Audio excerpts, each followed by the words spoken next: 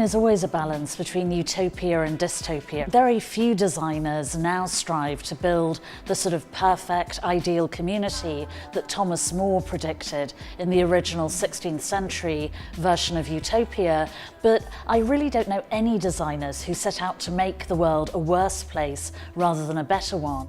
Design's an agent of change that can help us to interpret changes of any type, whether they're political, scientific, technological, cultural, or whatever. But of course, not always intentionally. Sometimes the outcomes are dystopia.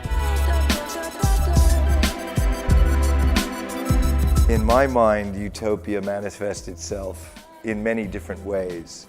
Some of them obviously better than others. But for me, I think we need to be able to project the future. We need to be able to imagine what is coming next. I think that in recent years there's been more skepticism about utopias because we've seen the failures of kind of grand visions. It's a shame to kind of lose that ambition in design and the idea that design can be much more than just promoting consumerism, that it can actually have wider implications on society and the world. I often hear this question from designers is like, can design make the world a better place, or should we aim for perfection or utopia? And sometimes they nervously express a fear that design may be making the world worse. The problem there is thinking that you can design everything. I can't stay in an area where designers have made every possible decision, even if they make really good decisions, because it's just too much to ask from human flesh and blood.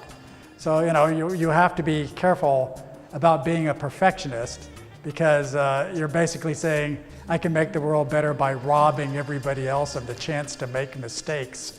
And I prefer some mistakes, thank you.